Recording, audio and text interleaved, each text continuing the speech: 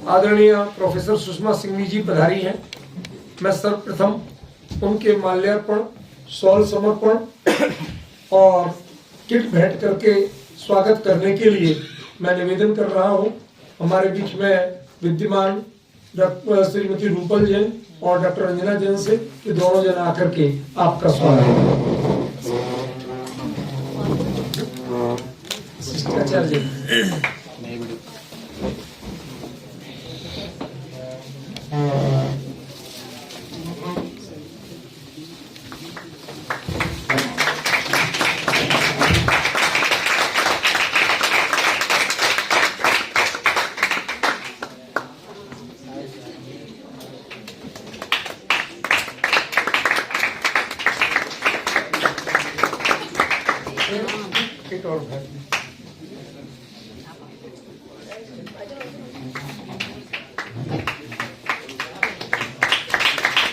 सब एक मिनट।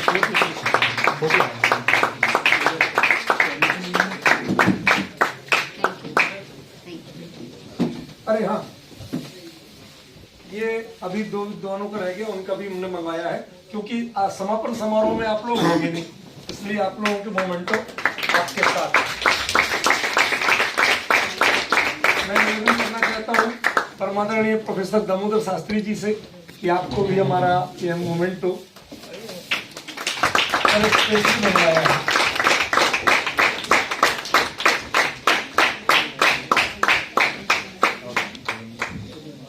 माननीय बंधुवर प्रोफेसर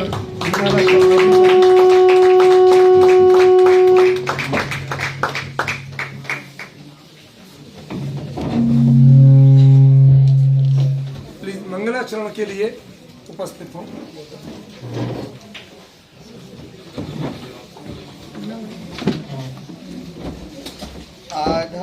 आधाराणपमाणं नाणं नेयपमाणमुद्दिष्टं णेयं लोयालोयं तम्माणाणं तु सव्यगयम्। प्रवचन सार की 27वीं गाथा का मंगलाचरण इन प्रतिभागी ने किया, धन्यवाद। अब हम विषय को अपना आगे बढ़ाते हैं और कोशिश करेंगे कि अब हर सत्र में एक एक विद्वान को हम थोड़ी थोड़ी देर, कम से कम 20 मिनट इनको देके सुने। ये भी अपनी तैयारी करके लाए हैं, आपको समझाना चाहते हैं। हम अपना विषय थोड़ा सा खींचे जिससे आपका काम भी पूरा हो और हम इन लोगों का लाभ भी ले सकें। अब हमारे पास आज 3 सत्र हैं, तीनों सत्रों में हम 20-20 मिनट तीनों विद्वानों को सुने, ठीक है।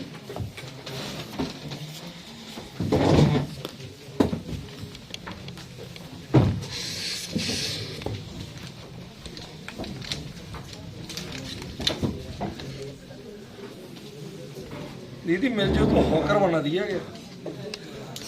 जिस दिल्ली में आजकल गली गली में घूमते ना, बस वही हालत है मेरी। क्या करें, यहाँ पर कोई व्यवस्था ही नहीं है। इससे बढ़िया व्यवस्था क्या हो, सेल्फ सफिशिएंट।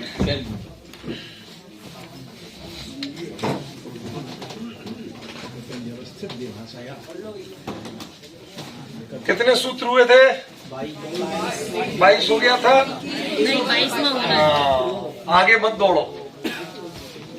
तद एतद जो 2 है ये तो विभक्ति का है, ठीक है ना। ओह जो है वो तो विभक्ति का। सह सौ अनपुंसके,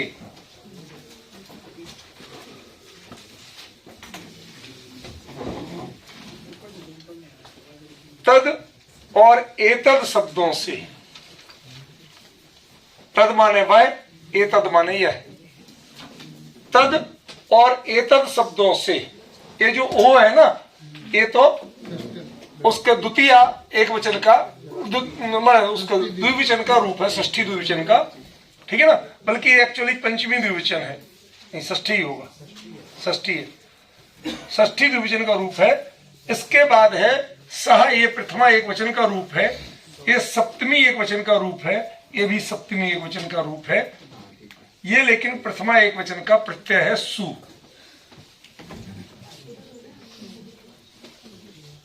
अब देखिए ये क्या कह रहे हैं। पिछले सूत्र में आपने दा का लोप किया था, लास्ट बात यही थी, याद आ रहा है।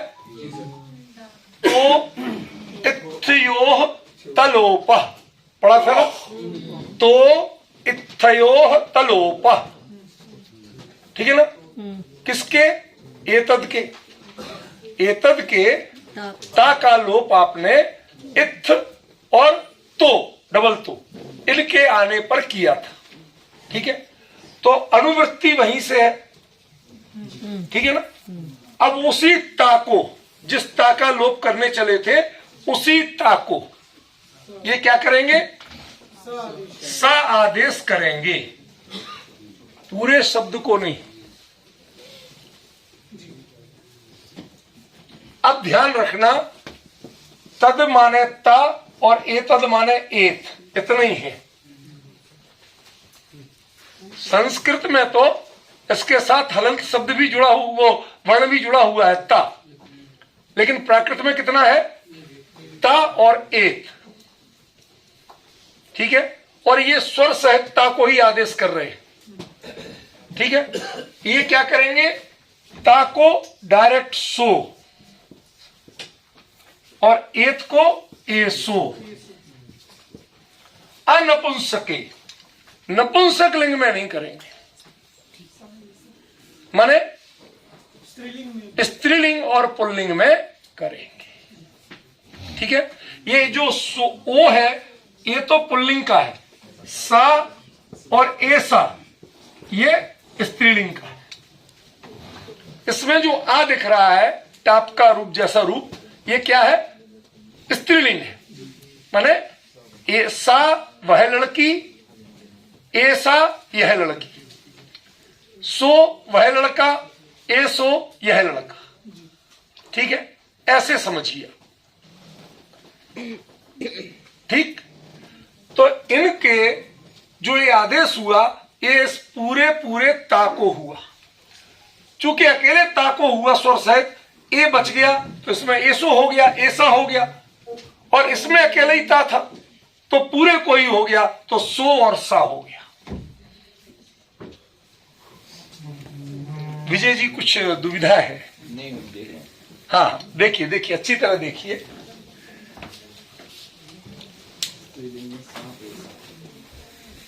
सुषमा जी मैं आपको बता दूं, हमारे इसमें जो आपके बगल में बैठे हैं विजय जी, ये बॉम्बे के उद्योगपति हैं, ये दुबई से आई हैं बहन जिनने आपका स्वागत किया था। ये सब लोग अपने अपने भिन्न भिन्न परिस्थितियों से हैं, ठीक है ना। अब हर किसी को आदत नहीं, अभी बेटा उधर जाके बुलाओ, चाहे एसी चालू कराओ, ये इधर बैठने को नहीं कहा आपको, वो चीज कराओ, उसको बोल के कराओ, चाहे पीछे इंजीनियरिंग का सेक्शन है वहां जाके बैठा होगा, उसको बुला के लाओ। इसी बिल्डिंग के पीछे है इंजीनियरिंग सेक्शन, ठीक है। क्लियर हो रहा है ना। तो ये लोग अलग अलग बैकग्राउंड के हैं, थोड़ा हमें सबका ध्यान रखना है। तो आपको तत् माने वह, एतत् माने यह, ये दो सर्वनाम संस्कृत के मूल है। इनको प्राकृत में क्या होता है? ता और एत, ठीक है। ये तो मूल शब्द हो गए। अब इसमें ये सूत्र कहता है कि तत् और एतत् शब्दों के जो रूप हैं उनमें सह, ता को सा हो जाता है, ठीक है ना।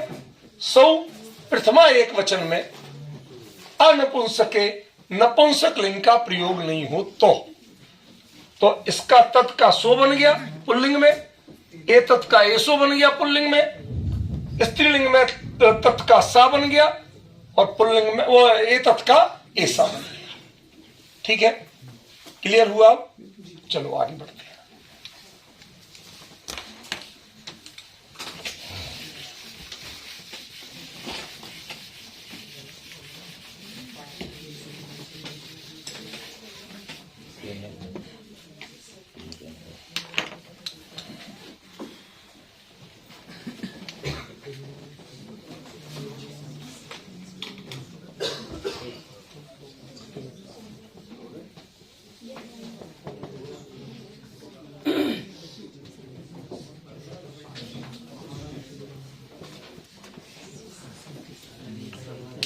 दो दो षष्ठी आ रही है, दोनों एक वचन है, लेकिन एक है षष्ठी सामान्य और एक है व्याकरण की दृष्टि से। माने पहली षष्ठी का अर्थ होगा के और दूसरी षष्ठी का अर्थ होगा के स्थान पर। ये अंतर है। सामान्य षष्ठी में क्या होता है, संबंध कारक है, काकी के, तो अदस शब्द के, ठीक है। अरे कोई ना कोई तो होगा, अभी लंच ब्रेक हुआ होगा शायद, इसलिए नहीं मिल रहे। अभी और जीवन सर वगैरह भी कोई है? विकास जी से बोलिए, वो किसी ना किसी को पकड़ेंगे। होना आवश्यक है, ऐसी दम घुट जाएगा। हाँ, बहुत परेशानी हो रही है, उसको चालू करवाओ कैसे भी। तुम्हारा पहला काम यही है। संदेश राशक बनिए। तो इसको जब मुंह आदेश होगा तो अमु कैसे रूप बनेंगे?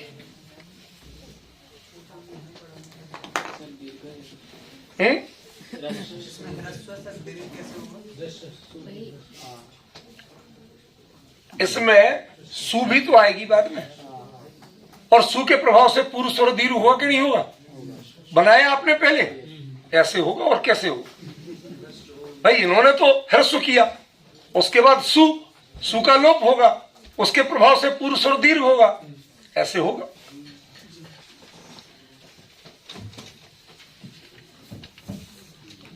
अमु अमु ओ, ठीक है, दो रूप दिए ना। अमु महिला के लिए भी है और पुरुष के लिए अमु ओ, दोनों के लिए ये है, समान रूप से चलेगा। लेकिन नपुंसक लिंग में अमु और अमु ई, ये दो रूप बन जाएंगे, अमु और अमु ई, ये नपुंसक लिंग में। मूल काम अपने को ध्यान रखना है कि मुंह का प्रयोग इस 10 के लिए हो रहा है, बस। जो दा है ना, उस दा के लिए मुंह का प्रयोग हो रहा है, मुंह का आदेश हो रहा है। जैसे पिछले में ता के लिए किया था, ठीक है ना, ऐसे ही यहां पर दा के लिए कर रहे हैं। असल में अदस तो संस्कृत में है, प्राकृत में तो वो अद रह जाएगा, उसके दा का, ऐसे। ये भी साफ कह रहा है कि अदस्म का जो द है उसका मुंह होता है। हाँ, अदस के द दा का का मुंह होता है। मुंह होता है। दा ये षष्ठी है, दा की जगह मुंह आदेश होता है, ठीक है। ऐसे कैसे में आदर्श का केवल अध भाग का जो दकार है उसी को ही हो रहा है यहाँ पर। हाँ, द का ही तो मुंह दा का ही कर रहे हो और किसी का नहीं कर रहे। अंतिम स तो वैसे ही लोप हो जाता है। अंतिम स का लोप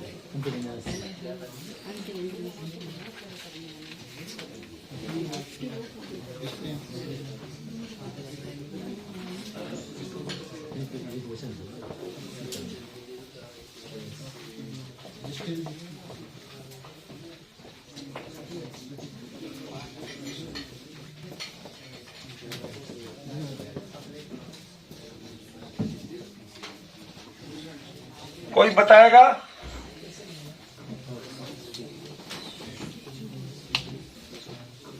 बताइए, कौन बताएगा इसको? हाँ बोलिए जिनेश जी। अदस शब्द के परे यदि सु प्रत्यय है, हाँ सु प्रथमा विभक्ति एक वचन का प्रत्यय है, हाँ, तो अदस शब्द के बाद सु प्रत्यय के होने पर उसका जो द है उसको ह आदेश होगा, और च शब्द से जो पूर्व सूत्र में था वो भी होगा। हाँ, तो क्या बनेगा? पहले के सूत्र में मुंह था, तो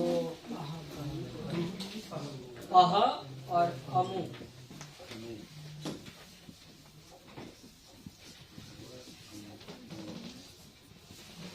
यही कहना चाहते हैं आप?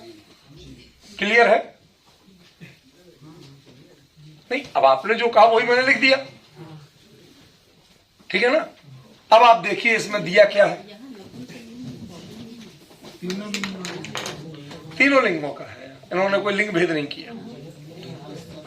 देखो, अह पुरुषो, जब अह दिया है और अह महिला, अय वर्णम तीनों लिंगों में वो अय क्या है, जो इसी को बाद में हिंदी में चल के यह हो गया। ये जो हा है ना, इस हा ने ही हिंदी की यह शब्द की निष्पत्ति की। यह महिला, यह पुरुष, यह जंगल, तो इन्होंने अय वर्णम, अय पुरुषो, अय महिला, उसके रूप में कोई अंतर नहीं किया। मूल रूप ज्यों का त्यों है, ऐसा वरुचि आचार्य यहां पर क्लियर कह रहे हैं। ठीक है।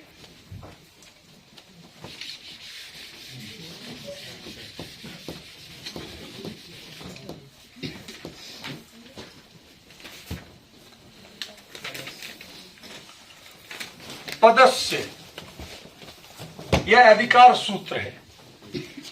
जब तक शब्द रूप चलेंगे, शब्दों का विधान चलेगा, तब तक ये पूरे पद को ही आदेश करेंगे। मतलब समझे कुछ? वहाँ तो कोई नहीं है, विकास जी भी 2-3 लोगों को फोन कर रहे हैं क्योंकि टीचिंग स्टाफ आज छुट्टी पे है काफी। हाँ। तो इस वजह से ना फोन उठा रहा ना कुछ सुन रहा। इसको भले आदमी को मैंने खुद कहा किया फोन, जब भी नहीं सुन रहा वो उन्हीं को कर रहे भैया। देखो क्या है सूत्र, ये क्या कह रहा है, अधिकार सूत्र है। मतलब इसके आगे जितने भी आदेश होंगे, जो परिवर्तन होंगे, वो पूरे के पूरे पद के लिए होंगे। What is the definition of पद? सुप्तिगंतम पदम। देसी भाषा में कहें तो शब्द रूप और धातु रूप, इनको पद कहते हैं। सुप प्रत्यय जिसके जुड़ा हो वो भी पद है, और 3 प्रत्यय जुड़े हो तो वो भी पद है। सुप्तिगंतम पदम। हाँ, तो ये जो सुप्तिगंतम पदम है, इसके लिए हम पहचान रखें कि चाहे शब्द रूप हो चाहे धातु रूप हो, क्योंकि यहाँ प्रकरण तो शब्द रूपों का है, और शब्द रूपों में भी सर्वनाम शब्द रूपों का है। किनका है? सर्वनाम शब्द रूपों का। तो अभी तक आप क्या कर रहे थे, एक शब्द के कभी विभक्ति को बदल रहे थे, कभी एक वर्ण को आदेश कर रहे थे, ताको दा कर दो, ताको लोप कर दो, ताको आ कर दो, ताको, जो कुछ भी कर रहे थे आप टुकड़े टुकड़े में कर रहे थे। अब इन्होंने शॉर्टकट तरीका निकाला कि जो संस्कृत का बना बनाया रूप लो, प्राकृत का बना बनाया रूप लो, बहस कुछ नहीं करना, इसके लिए ये हो जाता है प्राकृत में खत्म। कैसे होता है हमने टेंशन करनी नहीं। अब आपकी बहुत स्पीड आ जाएगी, देखो जरा।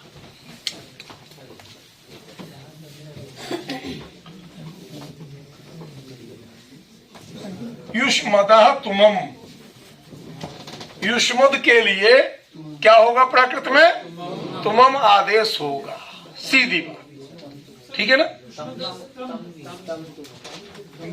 अच्छा, तम भी है, तम तुमम, ठीक है ना? लेकिन कब? सौ, सुसहित। यहां पर क्या था, पहले उसको पद बनाओ, और पद बनाने के बाद उसको ये आदेश करो। मतलब अब इसमें विभक्ति लगाने की जरूरत नहीं है। ये शब्द को आदेश नहीं है, ये किसको आदेश है? पद को आदेश है। ठीक है? तो युष्मद शब्द के साथ आपने सु जोड़ी, जो भी आपका रूप बन रहा है उस पूरे बने बनाए रूप को। ठीक है ना?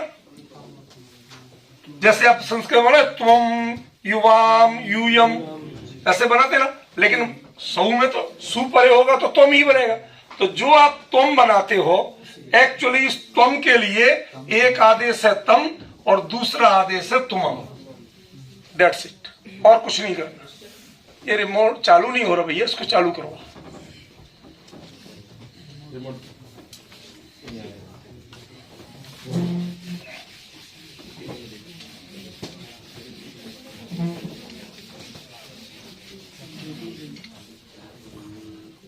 अगला जरा ध्यान दीजिए, तुम चा अमी, ये द्वितीय एक वचन का प्रत्यय है अम। समझ में आया? अम क्या है? द्वितीय एक वचन का प्रत्यय। और यहां दिया सप्तमी एक वचन, तो गलत लिख दिया मैंने। दोनों चीजें सही है। द्वितीय एक वचन का प्रत्यय है और उसमें विभक्ति सप्तमी एक वचन की है। माने अम प्रत्यय परे रहते या अम प्रत्यय के साथ क्या होगा? तुम आदेश युष्मद को, माने युष्मद शब्द से पहले तो आप अम लाओ, ठीक है ना? तो क्या बनता है आपका? त्वाम, तुम युवाम यूयम, त्वाम युवाम बनते हैं ना? तो त्वाम बन गया। इस पूरे त्वाम को क्या कर देंगे? तुम चा से क्या लेना? तुमम भी बनेगा, ठीक है ना?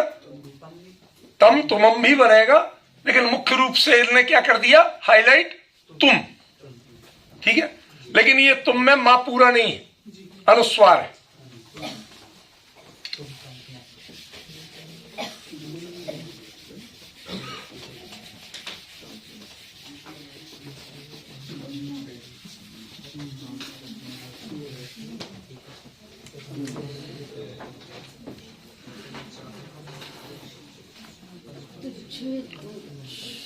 तुझे, तुम्हें, जशी।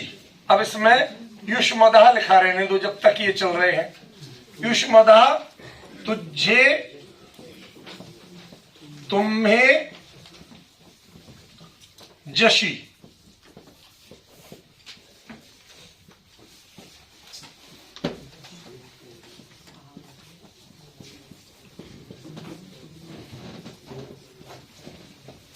अध्यार किसका किया? युष्मदः, इसका अध्यार किया। तो युष्मद के बाद, बल्कि ये पंचमी होना चाहिए, युष्मद के बाद जब जस यानी प्रथमा बहुवचन का प्रत्यय आए तो सामान्यतः आपका रूप क्या बनता है? यूयम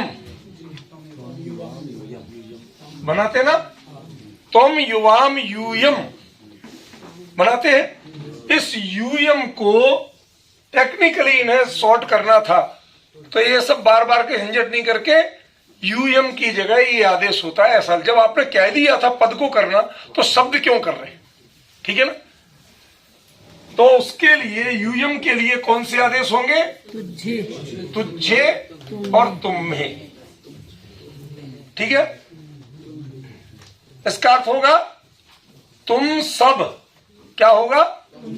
तुम सब कर्ता में, ठीक है? प्रथमा बहुवचन के रूप में क्या बनाएंगे आप? तुम्हें और तुझे, ठीक है?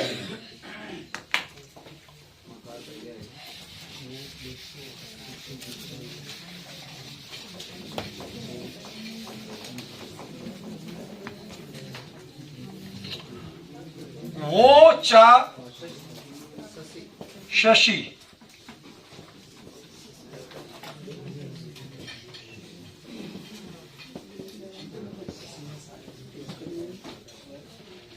कौन बताएगा? बोल बिटिया भव्या। युष्मद शब्द के बाद अगर शस्त्र प्रत्यय आए, शस्त्र प्रत्यय किसका है? प्रथमा बहुवचन, देखो लिखा हुआ द्वितीय बहुवचन, द्वितीय बहुवचन का शस्त्र प्रत्यय आने पर, बोलो आगे। जगह पे व प्रत्यय की जगह पे नहीं, प्रत्यय सहित युष्मद शब्द को आदेश, वो आदेश हो जाएगा, वह नहीं। ध्यान रखना, यहां पर कभी कभी आपको अंतर ध्यान रखना पड़ेगा, क्योंकि प्राकृत में यदि आप वह आदेश करोगे तो प्राकृत में विसर्ग तो होता ही नहीं, ठीक है ना?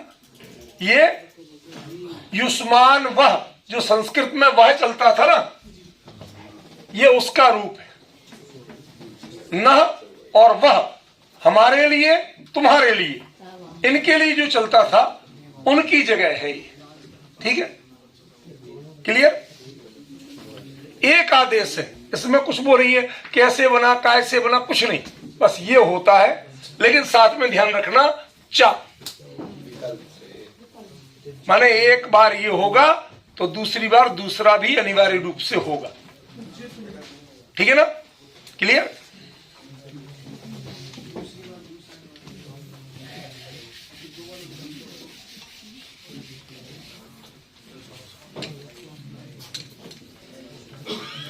टा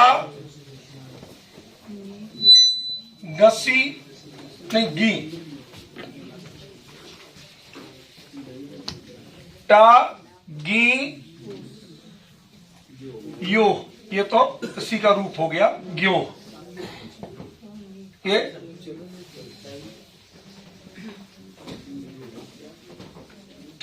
तई तये तुम्हें तुम्हें,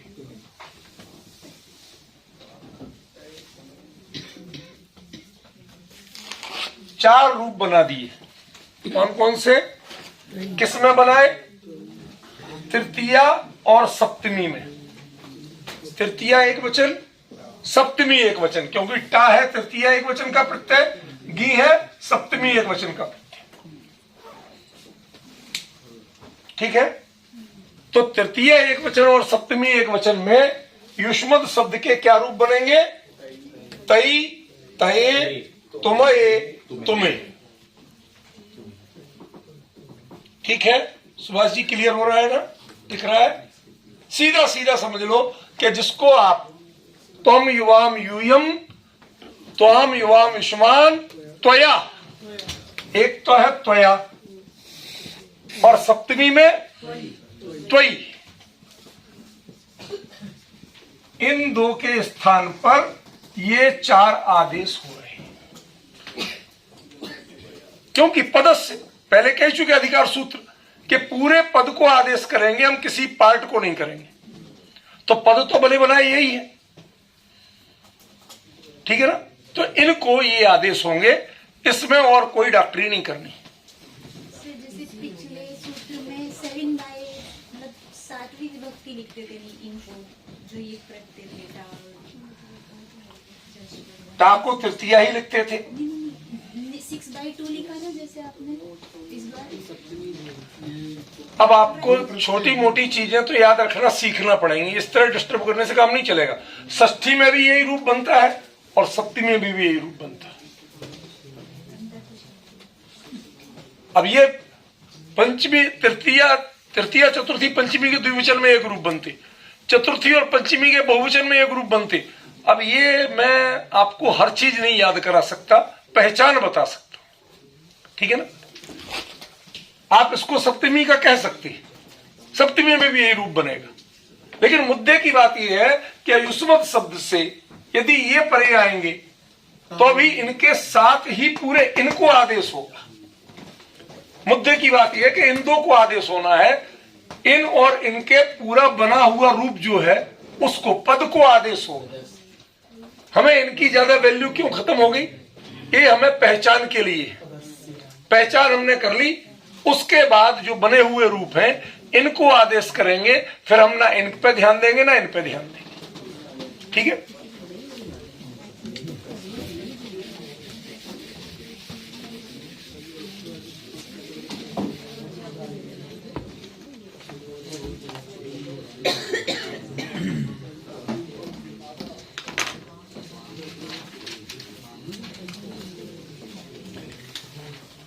गसी तुमो तुह तुझ तुम तुम्मा। गसी क्या है? यह है षष्ठी एक वचन का प्रत्यय, रूप है इसमें सप्तमी एक वचन का। गस होने पर, समझ गए? युष्मद शब्द से आगे गस यानी षष्ठी एक वचन का प्रत्यय आने पर, इसलिए नीचे की विभक्ति की बड़ी भारी वैल्यू है आपको। अर्थ इससे निकलेगा, ऊपर से तो पहचान होगी।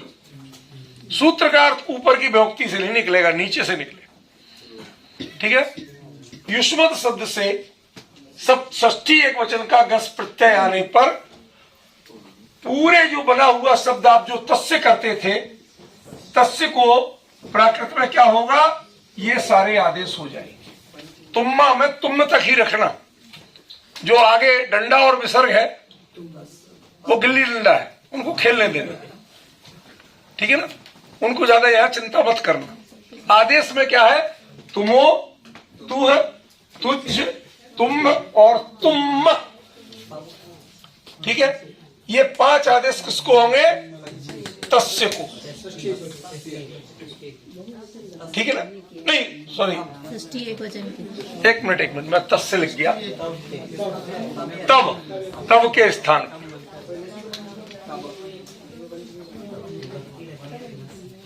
ठीक है, क्लियर? अब तो क्लियर हुआ सबको? मनीला बेटा, अरे युष्मद का तब बनता है, ये संस्कृत का रूप है। हाँ, ये तो आपको पहचान बताई, क्योंकि आपको बता दिया है कि पदस्य आदेशा स्यु, पद को आदेश करेंगे आप, किसी वर्ण को आदेश नहीं करेंगे, किसी प्रत्यय को आदेश नहीं करेंगे, ये मजबूरी है। तो जब सूत्रकार ने बता दिया, ग्रंथकार ने, कि आगे ये अधिकार सूत्र है पदस्य, उसके आगे जितने भी सूत्र आएंगे वो पूरे बने बनाए पद को आदेश करेंगे, किसी प्रत्यय को या शब्द के किसी पार्ट को नहीं करेंगे। ठीक है, इसीलिए मैं शब्द का जो रूप है उसे पद बनाने के बाद पद को आदेश बता रहा हूं। ठीक है,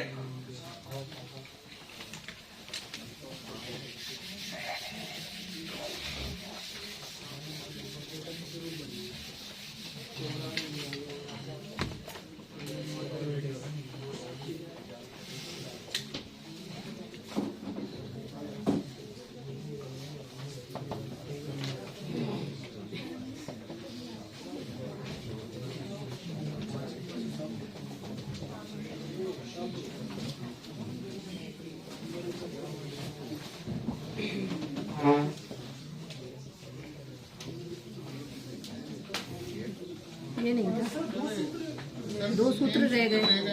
अरे रह गए,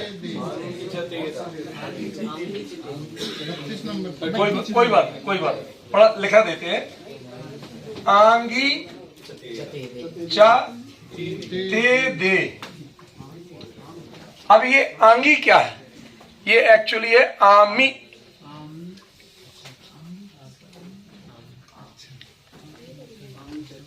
देखिए इसमें नहीं, तृतीया एक वचन, तृतीया में हाँ, तृतीया एक वचन में गसी परता।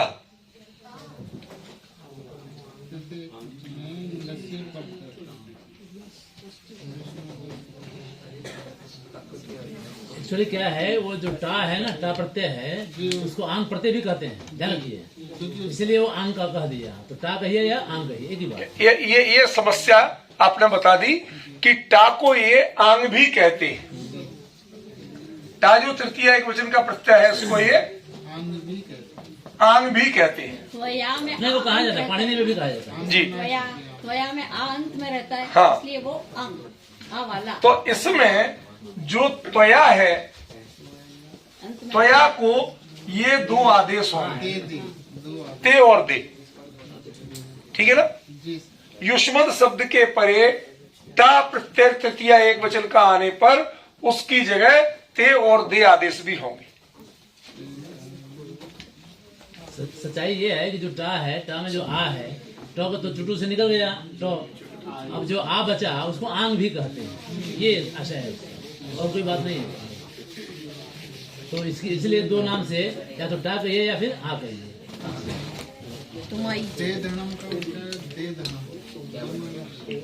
पहले बताओ समझ में आया कि नहीं कि मैंने मिटाई दिया? माने ते माने तुम्हारे द्वारा, दे माने तुम्हारे द्वारा, ये अर्थ होगा। पहले अर्थ समझ लो, यदि अर्थ पकड़ में नहीं आया तो रूप समझने से कोई फायदा नहीं। ठीक है ना? क्योंकि आप अभी हिंदी जानते हैं, हिंदी से उनकी पहचान होना चाहिए आपकी। ठीक है? अगला सूत्र है तुम्हारी चा। कहते हैं कि तृतीया एक वचन में ही तुम्हारी रूप भी बनेगा। त्वया को ते, दे और तुम्हारी कुछ, हाँ, कहते हैं इसमें उष्मद को तुम्हारी आदेश भी होता है। तुम्हारी कायम, तुम्हारे द्वारा किया गया। अब यदि जरा थोड़े से हम लोग अपने टोन में आ जाएं तो तुम्हारी, तुम्हारे, इनको तो हम बहुत प्रयोग करते हैं, भले ही भिन्न अर्थ में करते हैं, हम षष्ठी के अर्थ में प्रयोग करते हैं, ठीक है ना। तुम्हारी और तुम्हारे बहुवचन में, ठीक है ना। हाँ पूर्व सूत्र में जो च छूट गया, हाँ ता पर तो लगा ही रहे, आंग पर तृतीया के बाद, हाँ। लेकिन ते का मतलब है कि आप गस पर भी लग हो जाएगा। पूर्व सूत्र में था हाँ। आंग च ते दे, हाँ, गसी पर तो माने षष्ठी, माने तृतीया में भी है और षष्ठी में भी। ते का अर्थ तृतीया भी है, षष्ठी भी है, माने ते और तुम्हारे और तुम्हारे द्वारा, दोनों अर्थों में आएगा। दे और ते दे। बहुत अच्छा, बहुत अच्छा, विशेषज्ञ इसीलिए चाहिए, ठीक है ना। हाँ, क्लियर। और लेकिन जो आंग है माने तृतीया है, उसमें एक अकेला तुम्हारी होगा। वो ते और दे तृतीया के भी है और षष्ठी के भी है, एक वचन की, लेकिन तुम्हारी अकेला तृतीया का है।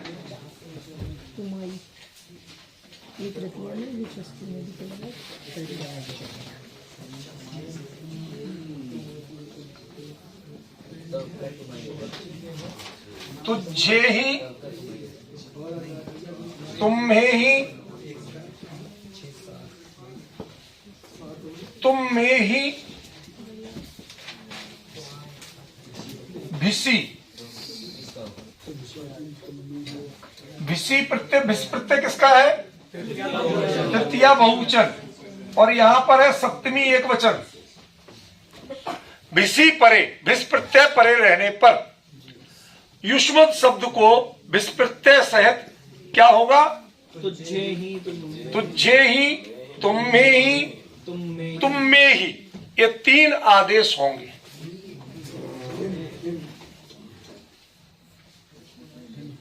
टेक्निकली कहे, त्वम युवाम यूयम, त्वाम युवाम युष्मान, त्वया युवाभ्याम युष्माभि, ये जो आदेश हो रहे हैं ये युष्माभि के लिए हो रहे हैं।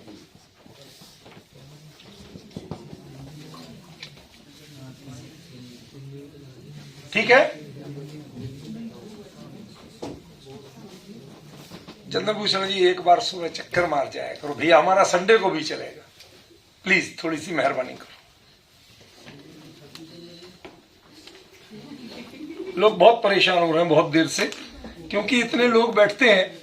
नॉर्मली इस हॉल में 10, 12, 15, 20 लोग तक बैठते तो उतना फील नहीं होता इस मौसम में।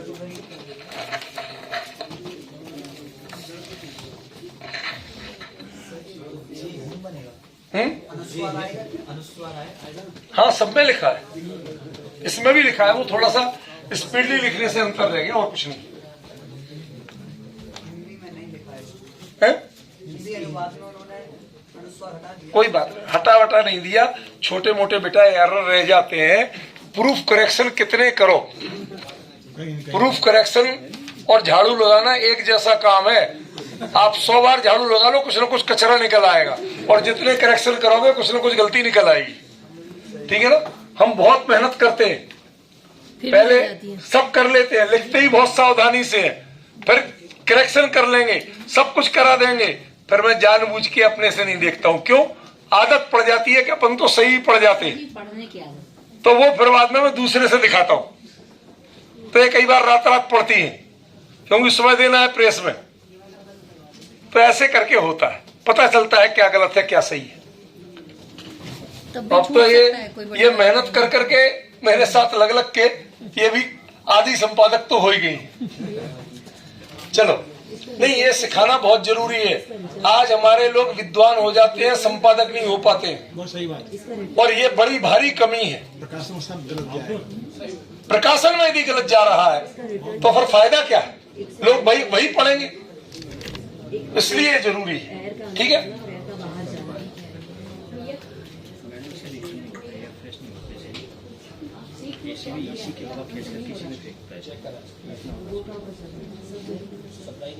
फ्रेश एयर नहीं है, ऐसे कहाँ, एसी में कहाँ होता है?